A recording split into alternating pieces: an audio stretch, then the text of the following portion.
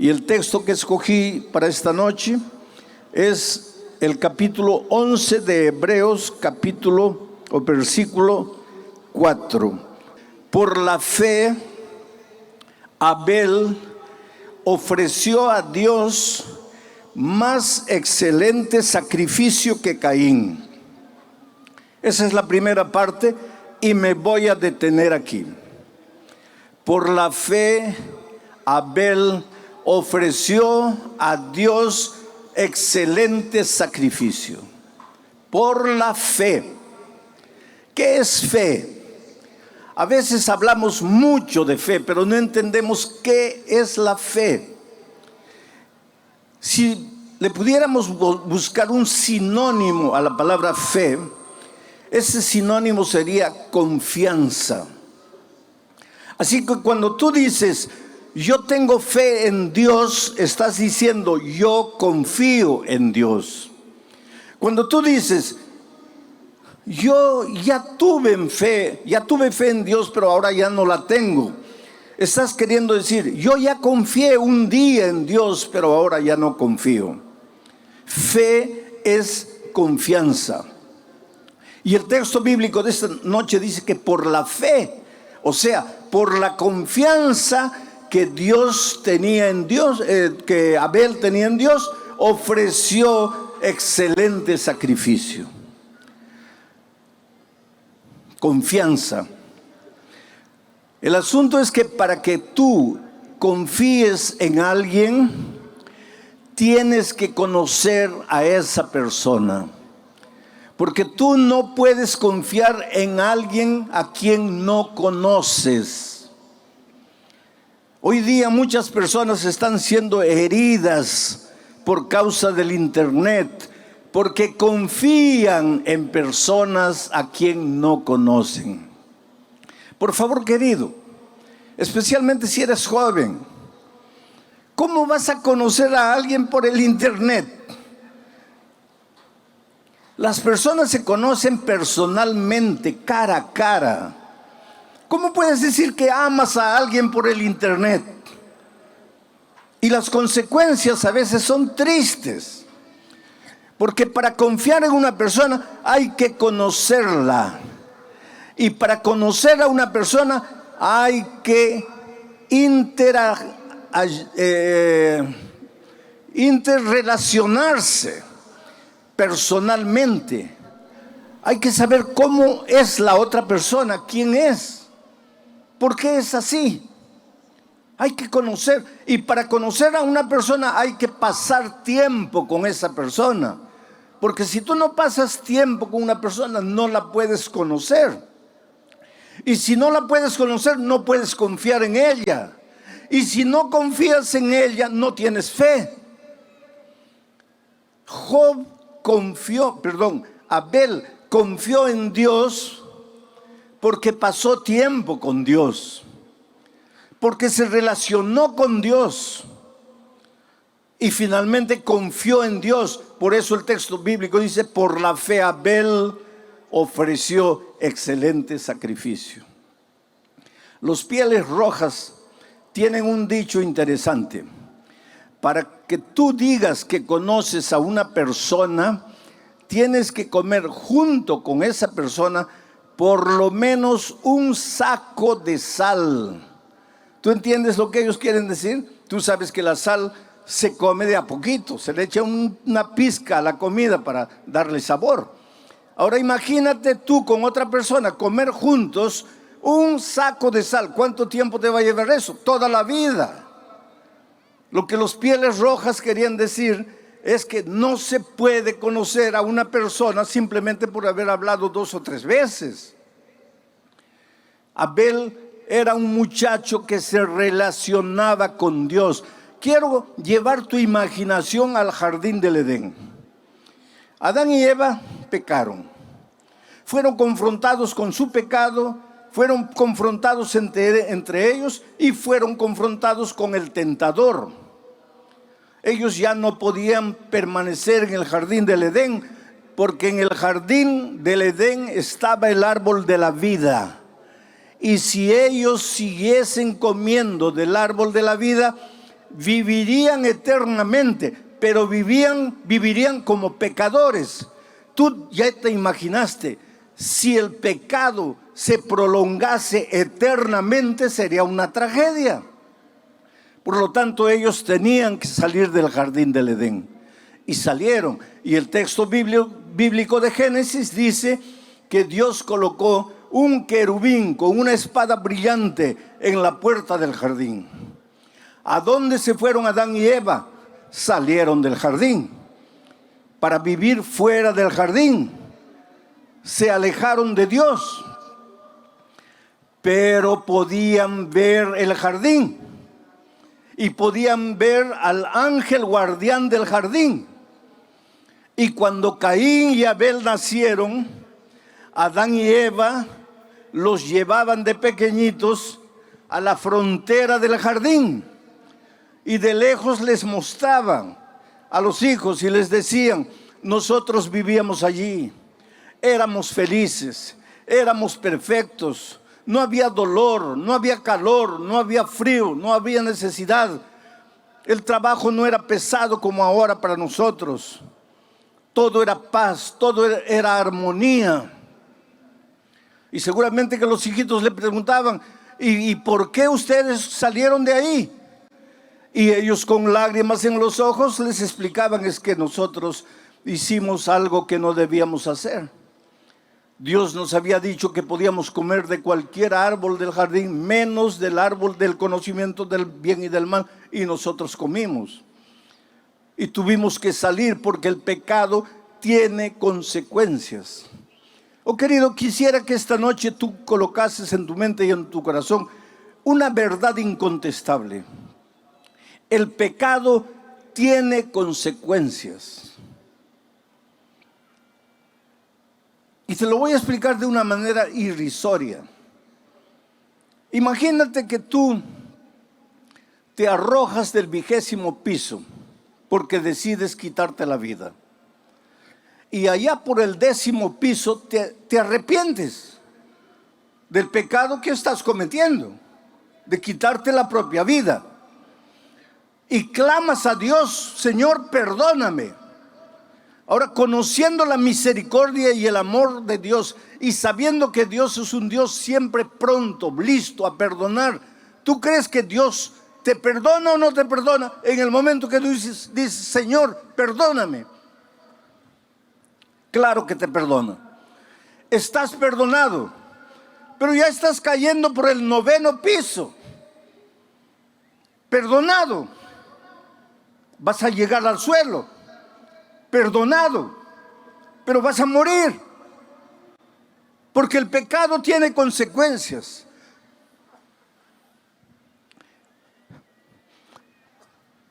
Yo siempre digo una cosa: Dios te perdona. Tú eres la cosa más linda que Jesús tiene en esta vida. Oh querido, no hay nada que hayas hecho en la vida que Dios no te perdone. Dios te perdona todo. Ah, pastor, usted dice eso porque no sabe lo que yo he hecho. No importa lo que hayas hecho. No importa si has caído en lo más profundo de la miseria, en lo más profundo del pecado. No importa si tus manos están manchadas de sangre, droga, prostitución, lo que tú quieras. Dios te perdona todo, pero la vida no te perdona. Es por eso que cuando estás cayendo del 20º piso y pides perdón en el 10º, Dios te perdona, pero la vida no te perdona. Vas a caer y vas a morir. Perdonado, pero vas a morir. Yo estaba saliendo de un estadio en San Pablo y un muchacho corrió y me abrazó llorando y me dice: pastor, usted dice que Dios perdona todo, pero a mí Dios no me ha perdonado. Y le pregunté por qué él decía eso. Este muchacho estaba con SIDA, estaba condenado a muerte. Estoy hablando de tiempos cuando el SIDA era mortal, no había remedio. Hoy día tampoco hay remedio, pero se puede prolongar la vida. En esos tiempos no. Ese muchacho estaba ya por morir.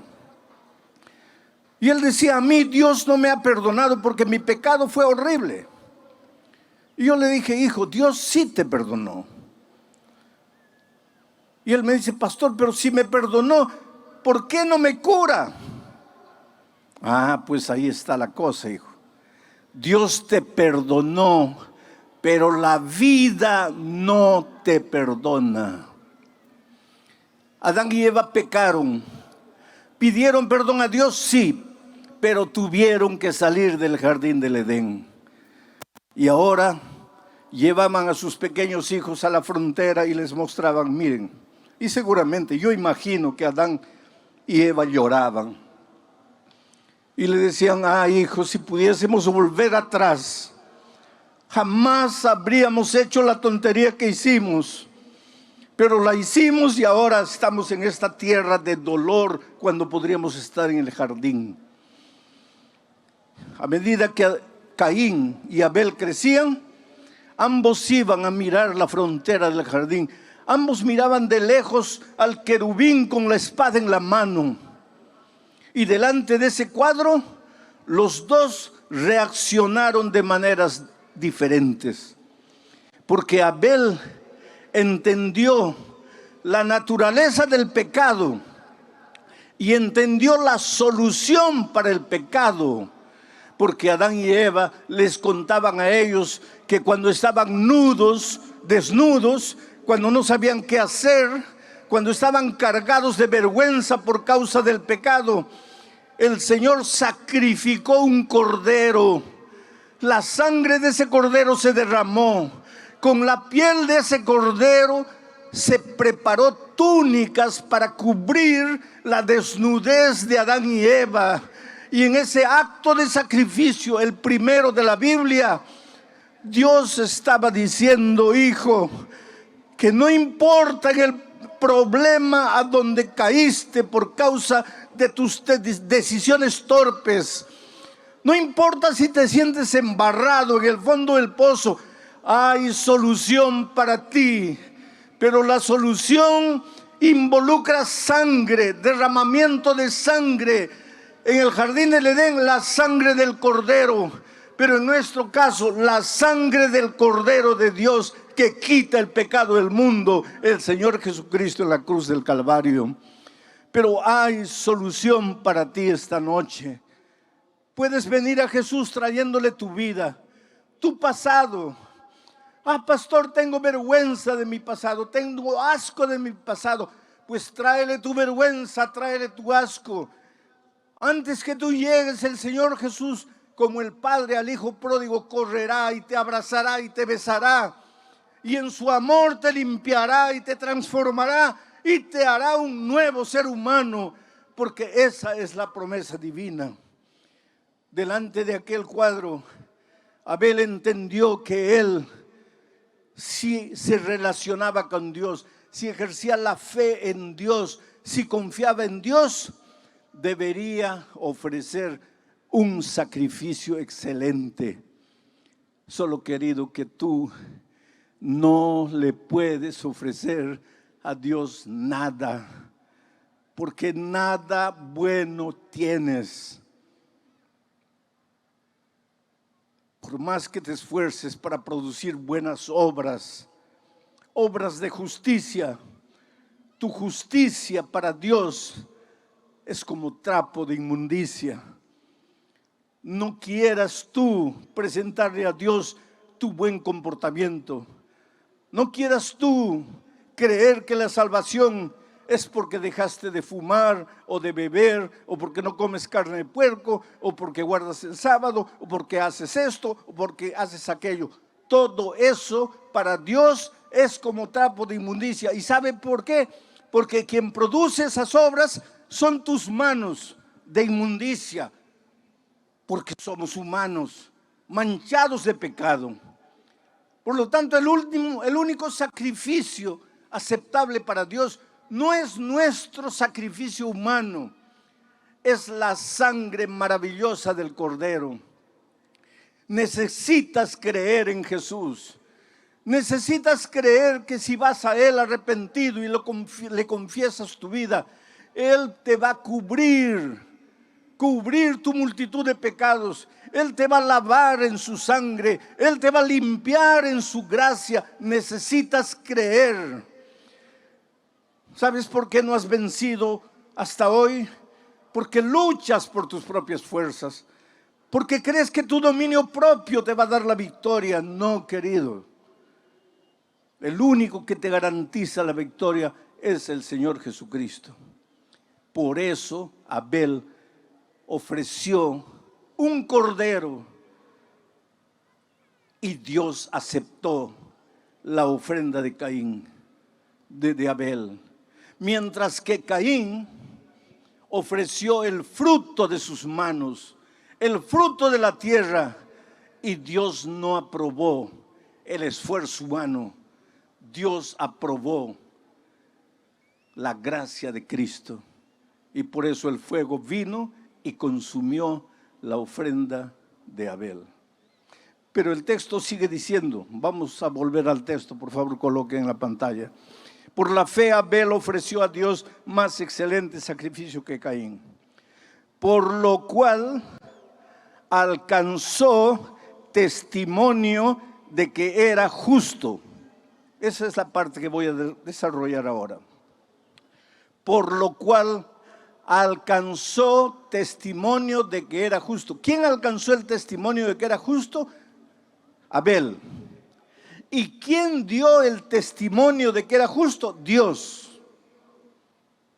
¿Y por qué Dios dio en favor de Abel el testimonio de que era justo? Porque él ofreció un cordero, la gracia maravillosa de Jesucristo. Nota que el texto, pueden sacar el texto, no dice que Abel se declaró justo, porque el justo nunca cree que es justo. El verdadero justo siempre se siente pecador. Yo me preocupo cuando veo a algún cristiano que se siente justo, o por lo menos se siente con el derecho de acusar al pecador, de mirar al pecador, de juzgar al pecador. ¿Qué derecho tienes tú de apuntar el pecado de tu hermano? Mira la viga de tus ojos, no mires la paja del ojo de tu hermano. Tú no eres justo. Abel no dijo, yo soy justo porque Dios aprobó mi sacrificio, sino que Dios dio testimonio de que era justo. Dios el justo. Ahora hay una cosa. Abel llevó un cordero, creyó en la sangre de Jesús, creyó en la gracia de Jesucristo, pero enseguida Dios dijo, este hombre es justo. Justo es aquel que anda en la justicia. Justo es aquel que hace obras de justicia. Pero Abel no hizo las obras de justicia con sus esfuerzos propios. Abel obró las obras de justicia porque creyó en la gracia maravillosa de Cristo. Por favor, nunca pienses que tú puedes salvarte por tus obras de justicia humana.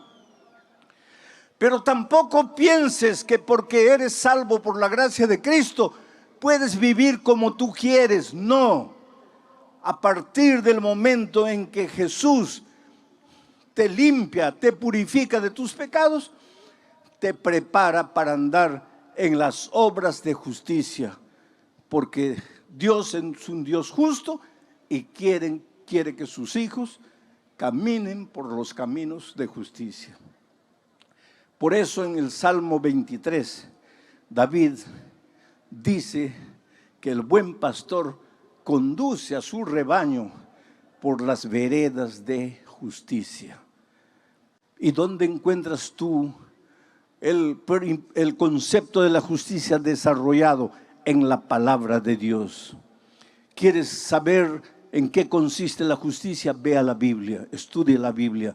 Encuentra lo que Dios desea de ti, lo que Dios te pide, y haz lo que Dios te pide, no para salvarte, sino porque has sido transformado por la gracia de Cristo y ahora te deleitas en hacer su voluntad. Es por eso que cuando Jesús estuvo en esta tierra, miró y dijo: si me amáis, si ustedes dicen que me aman, si ustedes dicen que yo soy la cosa más linda que ustedes tienen, entonces guarden mis mandamientos, hagan mis obras de justicia, anden en mis caminos. ¿Por qué los seres humanos creemos que la gracia está separada de las obras? ¿Por qué pensamos que el que se salva por la gracia no tiene que realizar buenas obras? ¿O por qué hay cristianos que piensan que la gracia es barata, que las obras son las importantes? Pero si es tan simple de entender. Cristo te salva por su gracia, pero lógicamente que ahora has sido salvo por la gracia, tienes que andar en sus caminos, tienes que hacer su voluntad, tienes que obrar obras de justicia. Ahora, ¿cuál es el sacrificio que tú tienes que entregar al Señor Jesucristo? El sacrificio de Abel fue perfecto. ¿Cuál es tu sacrificio? Romanos, voy a pedir que salten al texto de Romanos capítulo 12, versículo 1. Quiero leer aquí. Romanos capítulo 12, versículos 1 y 2. Para responder la pregunta, ¿qué sacrificio tienes que entregarle tú? Abel ofreció un perfecto sacrificio. ¿Y tú? Dice así: así que hermanos, ¿y quién escribe? Es Pablo. Así que hermanos, os ruego por las misericordias de Dios que presentéis vuestros cuerpos en sacrificio vivo, santo, agradable a Dios, que es vuestro culto racional. Sigue. No os conforméis a este siglo, sino transformaos por medio de la renovación de vuestro entendimiento, para que comprobéis cuál es la buena voluntad de Dios, agradable y perfecta. ¿Quieres experimentar en tu vida la voluntad de Dios agradable y perfecta? ¿Cómo sería si tu matrimonio fuese la voluntad de Dios? Si la empresa que has abierto fuese de acuerdo a la voluntad de Dios. Si el curso universitario que has escogido fuese de acuerdo a la voluntad de Dios. Imagina cómo sería tu vida. Sería una vida plena, una vida realizada, una vida feliz, porque es el desarrollo de la buena voluntad de Dios. Pero para eso tienes que ofrecerle a Dios tu cuerpo como sacrificio vivo, no como un sacrificio muerto, no como un sacrificio moribundo. Esto no quiere decir que no te puedas entregar al Señor Jesucristo con 80 años ya para morir. Puedes hacerlo y Dios se va a alegrar y te ama y te acepta. Pero si le puedes entregar la vida a Cristo hoy con 20 años, en la plenitud de la vida, como un sacrificio vivo, ¿por qué tienes que esperar a los 80 años cuando ya no puedes hacer nada por el Señor Jesucristo? Oh querido, tú eres maravilloso, tú tienes talento, tú tienes vida, tú tienes juventud, tú tienes fuerza. No la destruyas en la miseria de la vida. No pases noches y noches desperdiciando tu vida en los placeres de este mundo. Entrégale tu ser entero a Dios como sacrificio vivo. Y deja que la buena y agradable voluntad de Dios se haga realidad en tu vida. Y tendrás paz y serás feliz. Yo me acuerdo de una historia triste de una abogada que comenzó a sentirse mal y fue al médico. Y el médico, después de unos exámenes, le dijo: estás con SIDA. Pero ella nunca le había sido infiel al esposo. ¿Cómo podría estar contagiada de SIDA? Evidentemente el esposo había traído esa enfermedad a la familia. Pero cuando cuando la abogada recibió el diagnóstico de que estaba con SIDA, el consultorio de la médica era a las orillas del mar de Copacabana.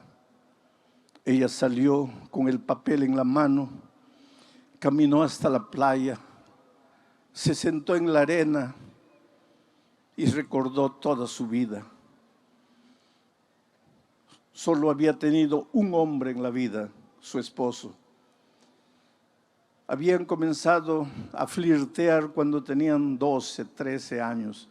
Comenzaron a enamorar a los 15 años contra la voluntad de los padres.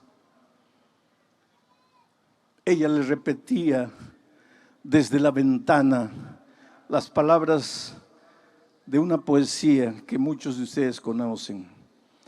Quítate de la ventana, chiquillo loco, que mi madre no te quiere, ni yo tampoco. Pero el muchacho insistía y la conquistó. Y a los 15 años de edad empezaron a enamorar. Ese muchacho no quería saber nada con la vida, solo amigos, al principio cigarro, después bebida, después drogas. Y los padres le decían a la hija, pero hija, ¿cómo te vas a casar con un muchacho así? Tú, una abogada, ¿cómo te vas a casar con un hombre irresponsable que solo quiere disfrutar de tu dinero? Porque él no trabaja, él no es profesional, él no estudia, él solo vive en las drogas, en la bebida. Y ella respondía a sus padres con aquella frase famosa de las chicas: mi amor lo va a cambiar. Oh querido, tu amor no cambia a nadie, por favor, no te engañes. Pero en esta vida todos tenemos que tomar decisiones. Caín tomó una decisión errada, Abel tomó la decisión correcta. Esta jueza, esta abogada, tomó una decisión errada. Se casó con la persona errada, con una persona que no quería saber literalmente nada con las responsabilidades de la vida, que solo quería pasarla bien, que solo quería disfrutar de los placeres de esta vida. Ella fue una buena esposa, respetó a su esposo en todo tiempo, pero él no. Y ahora ella estaba con SIDA. Estoy hablando de tiempos antiguos, vuelvo a repetir, cuando no había remedio ni prolongación de vida para los enfermos de SIDA. Ella volvió para la casa. Él no estaba. Ella esperó hasta las 11 de la noche. Él no llegaba. Ella sentada en la sala, cuando a medianoche él apareció. Y él sabía que su esposa había ido al médico. Y él sabía que ese día le darían los resultados a la esposa. Y él sabía que ya estaba con SIDA y que la única persona que podría haber pasado la enfermedad para ella era él. Por eso cuando él abrió la puerta y vio a la esposa sentada en la sala, lo primero que hizo fue caer de rodillas y decirle: querida, me perdona, por favor, perdóname. Yo arruiné tu vida, yo te condené a muerte. Yo no puedo hacer nada para resolver el problema. Yo solo te puedo pedir perdón. Pero la cólera tomó cuenta de ella. De repente vio todo oscuro. Perdió la paciencia. Y le gritó: ¿tú piensas que porque te arrodillas y me pides perdón has resuelto mi problema? Voy a morir. Voy a morir y tú eres el único culpable. Has vivido todo el tiempo de mi dinero. Nunca has trabajado, nunca te has comprometido con nada y me has condenado a muerte. Llegó un momento de ira y entró al cuarto, agarró un revólver y le dio 6 tiros al esposo y lo mató. Enseguida llamó a la policía y se entregó. Y fue presa. Y fue condenada. Y en la prisión quería morir. Decía: Señor, si estoy con SIDA y sigue haciendo los síntomas, ¿por qué no acabas de una vez con mi vida? ¿Para qué estoy aquí? Y ahí entra el ministerio de la radio, porque la radio tiene la capacidad de entrar a los lugares a donde nadie entra. Yo estuve en un país musulmán, cuyo nombre no voy a decir, para proteger a los misioneros allá, a donde el evangelio entró a través de las leyes de prohibición y todo, y hay un núcleo de musulmanes que se volvieron cristianos a través del ministerio de la radio. Es por eso que cuando alguna vez te piden una ofrenda para la radio, no tengas miedo de ofrendar. La radio puede llegar con el evangelio a los rincones más apartados, y la radio llegó a la vida de esta abogada con el evangelio en su momento de desesperación, y ella entendió que Jesucristo era Dios, y con los hombres no podrían hacer, Jesús podría hacer, y que el milagro maravilloso de Cristo tal vez no sería curarla del SIDA, mas curarla del alma, para enfrentar la muerte sin miedo y sin temor, con la esperanza de encontrarse con Jesucristo cuando Él viniera. Y aceptó a Jesucristo y fue bautizada. Pero entonces ya estaba en las últimas y la sacaron de la prisión y la llevaron al hospital. Y ya sentía que la muerte se le acercaba. Y entonces cuando el pastor la visitó, ella le dijo: pastor, yo no tengo miedo de morir, porque en la Biblia aprendí que los cristianos no morimos, solamente dormimos hasta la segunda venida de Cristo, y que cuando Cristo venga, yo resucitaré para encontrarme con el Señor Jesús. La más grande decisión que he tomado en mi vida fue aceptar al Señor Jesús y bautizarme. Y le dijo: anoche tuve un sueño. Soñé que estaba siendo juzgada y que el diablo vino y le presentó todas las acusaciones contra mí. Muchacha torpe, no le hizo caso a sus padres cuando era joven, mientras se enamoraba con un don nadie. Muchacha torpe porque cuando vio la vida promiscua que el marido vivía, no se separó. Y finalmente muchacha torpe porque agarró un revólver y le quitó la vida al esposo.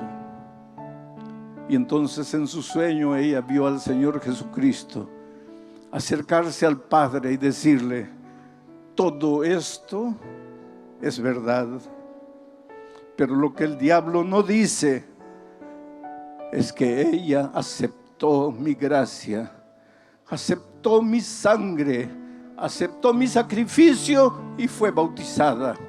Por lo tanto yo escribo: perdonada y salvada. Esa es la maravilla de Jesús.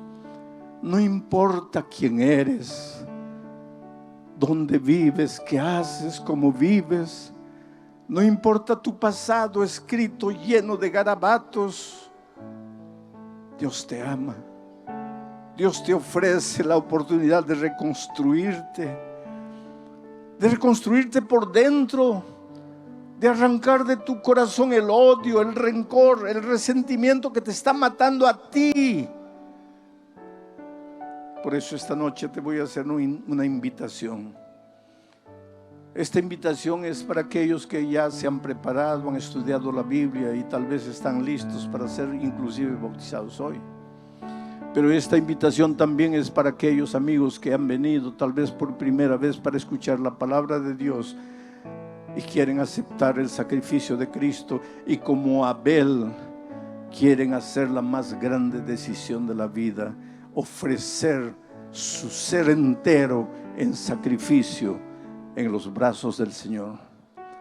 Si tú quieres ser bañado por la gracia maravillosa de Cristo, te voy a pedir que te levantes, salgas de las tribunas, de las sillas que están abajo, y vengas aquí adelante.